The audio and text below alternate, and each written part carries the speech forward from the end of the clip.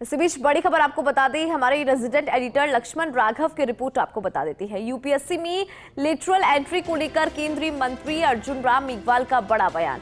उन्होंने कहा कि मुझे कहना पड़ेगा कि मनमोहन सिंह की एंट्री क्या थी। राहुल गांधी अपने पिता दिवंगत राजीव जी का कार्यकाल क्यों भूल जाते। तत्कालीन मंत्री जितेंद्र सिंह ने जुलाई 2019 में राज्यसभा में जवाब दिया था, जिसमें बताया गया कि कांग्रेस के समय क्या क्या हुआ था। पहला डॉक्टर मनमोहन सिंह, दूसरा विजय केलकर और आपको बता दें कि तीसरा बिमल जालान और चौथा मोंटेक सिंह आहलूवालिया।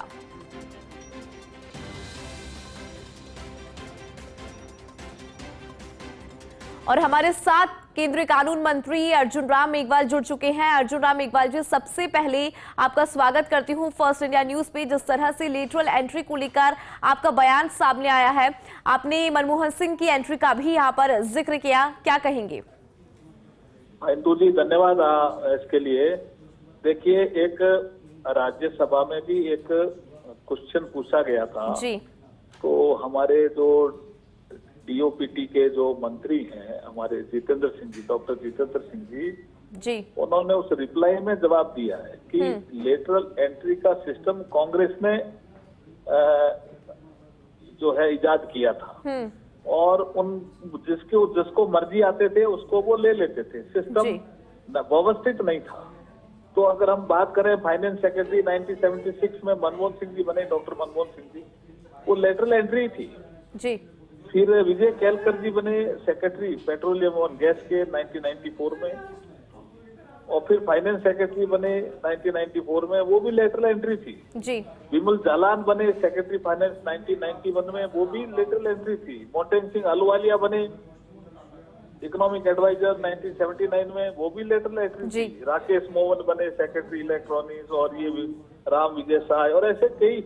हमारे यहाँ एक राजस्थान में एक चीफ मिनिस्टर थे, उनके यहाँ कोई काम करता था, उसको सीधे आईएएस बना दिया था। तो ये लेटरल एंट्री को मेरिट में बनाया हमने। तो ये नाम मेरिट का दो, कुछ भी दो, वो जिसकी दस्ती थी वो बनाते थे। मोदी जी ने इसको व्यवस्थित करने के लिए जो एडमिनिस्ट्रेटिव रिफॉर्म कमीशन की जो रिपोर्टें थी, कांग्रेस के जमाने से शुरू हुआ कि इसको व्यवस्थित करना, वो नहीं कर पाए।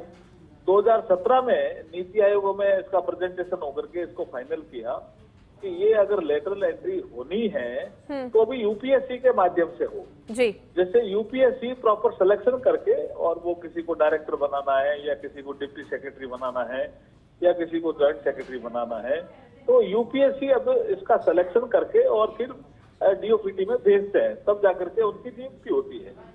तो ये कहना कि आरएसएस के लोग इसमें लिए जा रहे हैं, बेबुनियाद आरोप चलते रस्ते ही राहुल गांधी जी लगाते रहते हैं। अब वो नेता प्रतिपक्ष है, कॉन्स्टिट्यूशनल पोस्ट पे है, रिजर्वेशन ओबीसी के खिलाफ भाजपा नहीं है। ये समझना चाहिए उनको कि रिजर्वेशन ओबीसी क्लास का सबसे ज्यादा विरोध करने वाले 1961 में SC/ST रिजर्वेशन और ओबीसी का विरोध किया नेहरू जी ने। उसके बाद काका कालेलकर समिति का रिपोर्ट दबा दी, उसके बाद मंडल कमीशन की रिपोर्ट दबा दी। फिर मंडल कमीशन की रिपोर्ट जब चर्चा में आई तो राहुल गांधी जी के पिताजी राजीव गांधी जी उस समय नेता प्रतिपक्ष थे, उन्होंने मैं लोकसभा के फ्लोर पे विरोध किया कि मैं ओबीसी के रिजर्वेशन का विरोध करता हूँ। तो वो किस मुंह से ये अभी इस समय समर्थन करने की बात कर रहे हैं?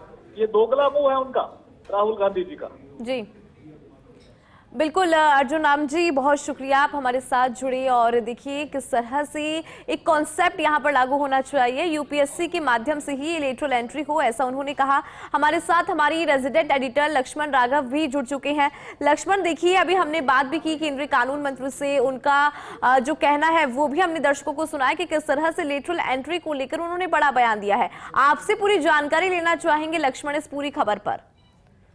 आप ये मान के चलिए, राहुल गांधी के बयान के बाद यूपीएससी में लेटरल एंट्री को लेकर बहुत सारी बातें शुरू हो गई हैं। उन्होंने सीधे तौर पर वही बात कही है जो इलेक्शन से लगातार कह रहे थे कि रिजर्वेशन को क्षति पर पहुंचाने की कोशिश है। देखिए, अर्जुन मेघवाल जी ने जो तर्क दिए हैं, केंद्रीय कानून मंत्री हैं, जिम्मेदारी के साथ उन्होंने बात कही होगी राज्यसभा में ये हुआ। उन्होंने यहाँ तक भी कह दिया कि एक मुख्यमंत्री के यहाँ काम करने वाले को आईएएस बना दिया। लेकिन एक बात जरूर है, इसमें यूपीएससी में लेटरल एंट्री का कोई उदाहरण वो नहीं दे पाए। हालांकि उन्होंने बताया किस तरह से वित्त सचिव बनाया गया, किस तरह से आर्थिक सलाहकार नियुक्त किए गए, ये तमाम तमाम चीजें तो कही हैं, लेकिन यूपीएससी का कोई ऐसा उदाहरण अभी तक वो नहीं दे पाए हैं। तो मुझे लगता है कि इस पर खूब सारा विवाद बवाल अभी आगे भी चलेगा।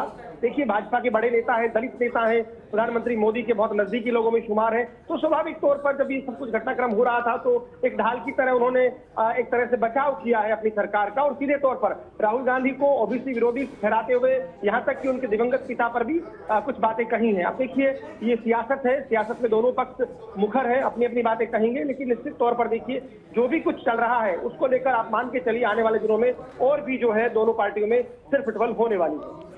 बिल्कुल, बहुत शुक्रिया लक्ष्मण इस पूरी खबर पर जानकारी देने के लिए। तो देखिए, आपको लगातार हम बता रहे हैं कि किस तरह से मुद्दा उठा और उसके बाद जो बयानबाजी है वो भी तेज हो गई है। यूपीएससी में लेटरल एंट्री को लेकर केंद्रीय मंत्री अर्जुन राम मेघवाल ने अपना बयान दिया है और उन्होंने कहा, मनमोहन सिंह का भी जिक्र किया।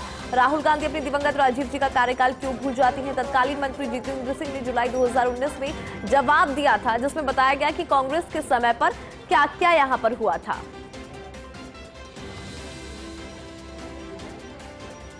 तो बड़ी जानकारी आपको दे रहे इस वक्त की, क्योंकि यूपीएससी में लेटरल एंट्री को लेकर देखिए बयानबाजी जो है वो यहां पर तेज हो गई। और अब आपको वो सुनाते हैं कि इस पूरे मसले को लेकर केंद्रीय कानून मंत्री अर्जुन राम मेघवाल के द्वारा क्या कुछ कहा गया था। मुझे लगता है कि उन्होंने लेटरल एंट्री के सिस्टम को ढंग से या तो देखा नहीं, पढ़ा नहीं। उनके पीरियड में भी लेटरल एंट्री थी। मैं अब आपको पूछूं कि डॉक्टर मनमोहन सिंह जी कौन सी एंट्री के माध्यम से आए थे? बड़ा सवाल कर दिया आपने। लेटरल एंट्री है। ये लेटरल एंट्री व्यवस्थित नहीं थी। मोदी जी ने देश हित में इसको व्यवस्थित किया है। पर वो कह रहे हैं आरएसएस के लोगों के लिए किया है ये केवल। बेबुनियाद आरोप है ना, ये तो बेबुनियाद आरोप है। आरएसएस सांस्कृतिक राष्ट्रवाद के निर्माण में लगी हुई एक संस्था है। यहाँ यूपीएससी पे आरोप लगा रहे हैं। ये सोच समझ के लगाना चाहिए उनको। लीडर ऑफ अपोजिशन है, यूपीएससी जैसी संस्था पे आरोप लगा रहे हैं। ये नरेंद्र मोदी जी की आलोचना करें, कोई दिक्कत नहीं है, लेकिन देश की ऐसी महत्वपूर्ण संस्थाएं जिसमें सुप्रीम कोर्ट हो, जिसमें चुनाव आयोग हो, जिसमें यूपीएससी हो, उन पे आप चलते रास्ते ऐसे बेबुनियाद आरोप लगाओगे। क्या चाहते हो, क्या करना चाहते हो, क्या देश को किधर ले जाना चाहते हो?